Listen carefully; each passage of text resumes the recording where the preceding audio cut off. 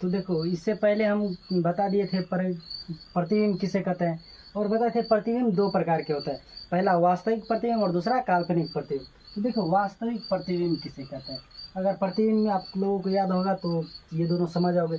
प्रतिबिंब किसे कहते थे, तो देखो किसी बिंदु वस्तु से आ रही प्रकाश की किरणें परावर्तन या अपवर्तन के बाद जिस बिंदु पर संसरित होती है, यानी जिस बिंदु पर मिलती है या जिस बिंदु से अपसरित होती हुई प्रतीत होती है, उस बिंदु वस्तु का प्रतिबिंब कहते हैं।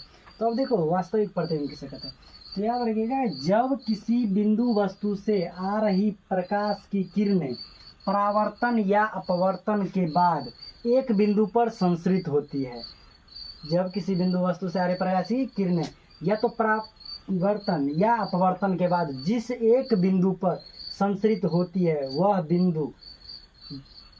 बिंदु उस बिंदु वस्तु का वास्तविक प्रतिबिंब कहलाता है। देखो वास्तविक प्रतिबिंब क्या है, तो जैसे मान लो इसे दर्पण हम रख दिए, अवतल दर्पण, ये है अवतल दर्पण है ना। अब देखो ये हो गया मुख्य अक्ष, ये लो आगे देखो यहाँ हम रख दिए प्रतिबिंब, यहाँ वस्तु रख दिए।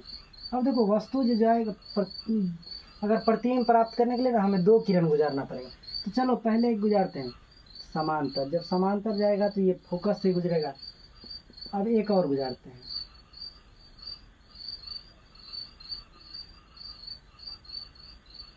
तो जितना भी गुजारेंगे वो एक बिंदु पर संसरित होगा, यानी एक बिंदु पर मिलेगा, वही प्रतिबिंब वह क्या हो जाएगा, वह बिंदु प्रतिबिंब। तो देखो ये हो गया वास्तविक प्रतिबिंब। जैसे मान लीजिए ए बी प्रतिबिंब है, तो वस्तु है तो ये क्या हो जाएगा ए डैश बी डैश प्रतिबिंब।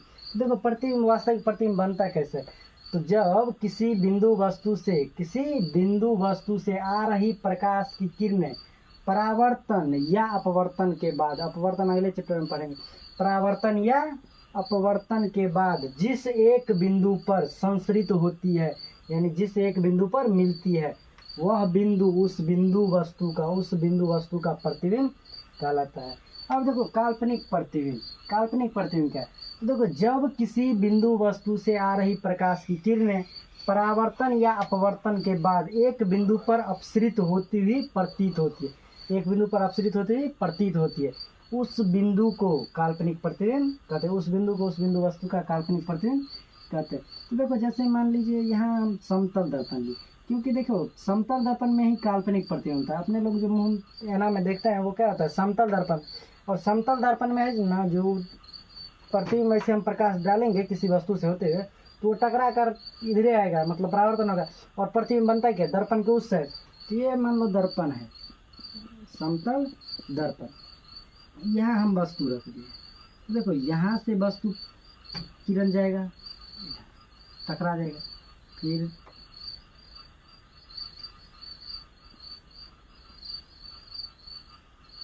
ऐसे ही जाएगा ना। यहाँ मान लो हमारे आँख पर पड़ा, ये किस पर पड़ गया, आँख पर।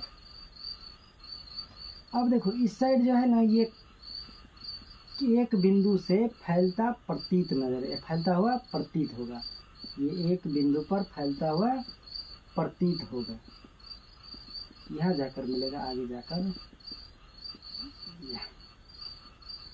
तो ऐसे बनता है काल्पनिक प्रतिबिंब।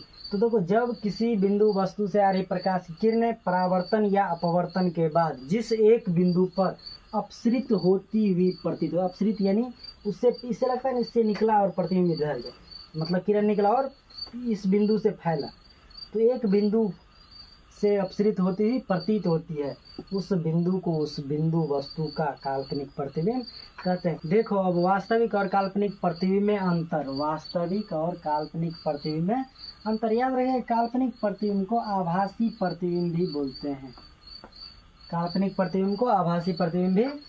हैं, देखो वास्तविक और काल्पनिक प्रतिबिंब में अंतर क्या है, तो देखो यह किरणों के वास्तविक कटान से बनता है। अगर वास्तविक प्रतिबिंब में अभी बताए थे जो ऐसे रहता है ना, वास्तविक प्रतिबिंब, यहाँ हो गया वस्तु, यहाँ से टकरा कर जितना भी जाएगा ना मिलेगा जहाँ, वही हो गया क्या, वास्तविक प्रतिबिंब। देखो ये किरणों के वास्तविक कटान से बनता है, और यह किरणों के काल्पनिक कटान से बनता है। इसका कैसा था, ऐसे ना, मैंने मान लीजिए यहाँ वस्तु रख दिए, यहाँ जाएगा इधर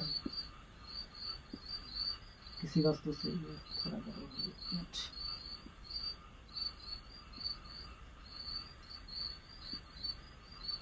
देखो, और इसके पीछे जो टकराता था वही प्रतिबिंब बनता था, इसके पीछे बनता था।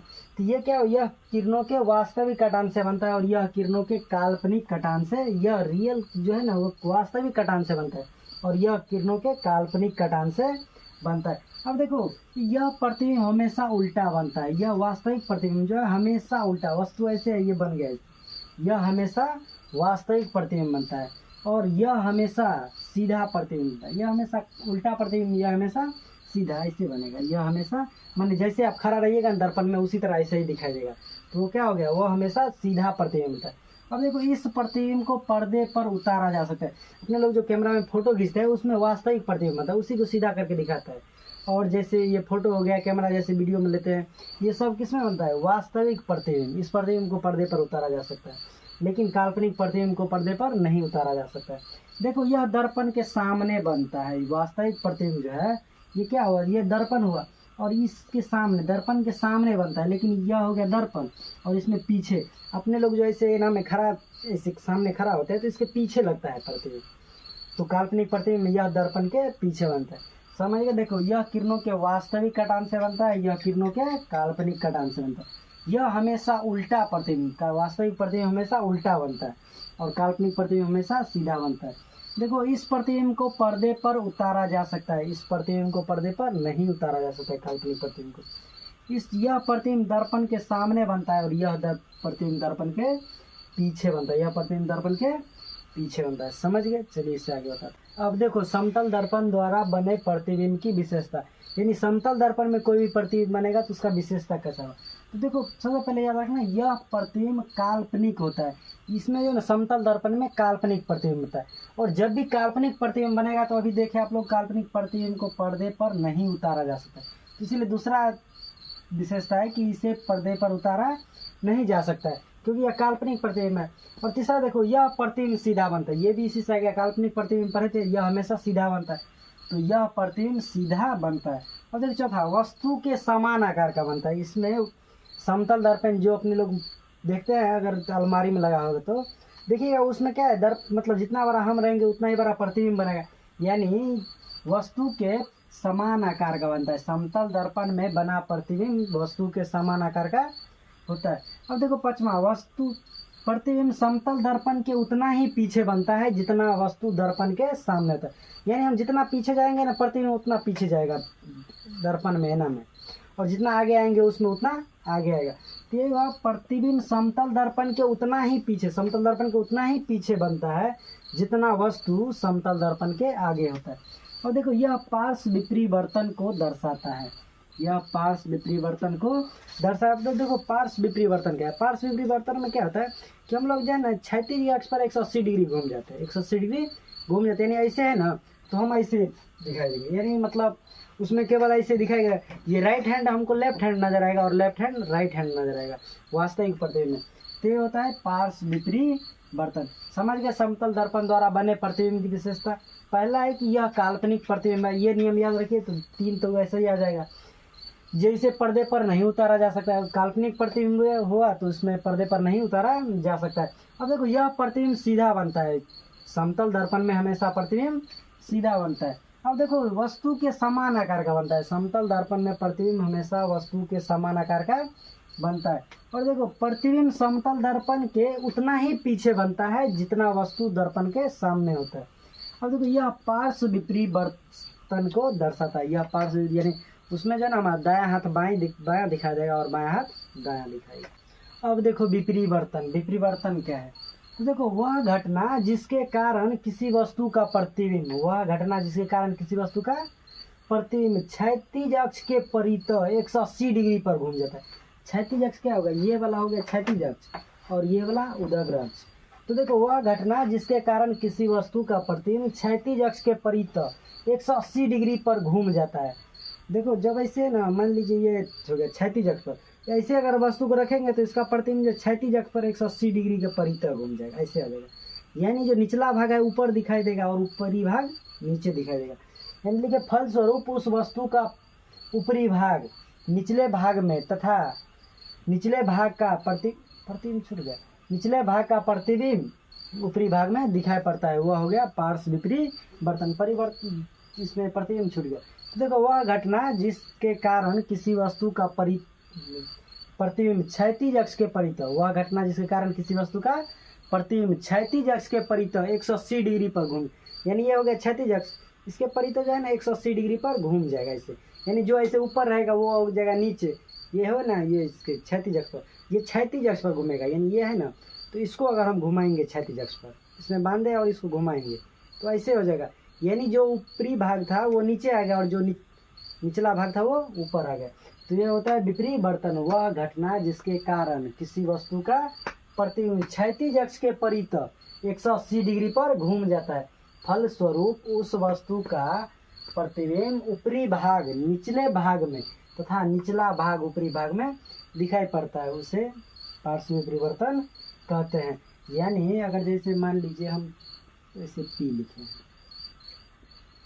तो देखो अगर ये इस अक्ष के परितः घूमेगा तो ये नीचे आ जाएगा, यानी ये चला जाएगा, ये भाग ऊपर और ऊपरी भाग नीचे, ऐसे बनेगा।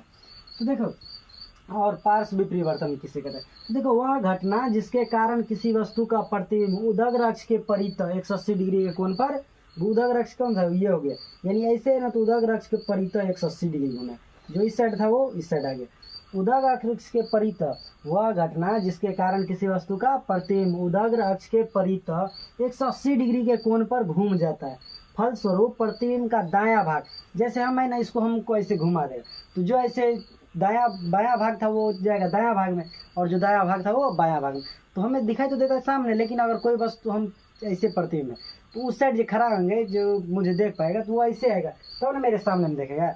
तो उसमें क्या करता है, जो पार्श्व विपरीवर्तन कहता है, वह घटना जिसके कारण किसी वस्तु का प्रतिबिंब उदग्र अक्ष के परितः 180 डिग्री के कोण पर घूम जाता है, फलस्वरूप प्रतिबिंब का दायां भाग बाएं भाग में एवं बायां भाग दाएं भाग, बाएं भाग का प्रतिबिंब दाएं भाग में दिखाई पड़ता है, उसे पार्श्व विपरीवर्तन कहते हैं। जैसे अगर ये है ना P, तो इसमें क्या होगा, मतलब इसके परितः घूमेगा, इसके परितः, ये हो गया उदग्र अक्ष, और इसमें ऐसे घूमता था, इसमें जो है ना ये ऐसे यानी पलट जाता था, यानी वो ऊपर वाला भाग नीचे आ जाता था और नीचे वाला भाग ऊपर।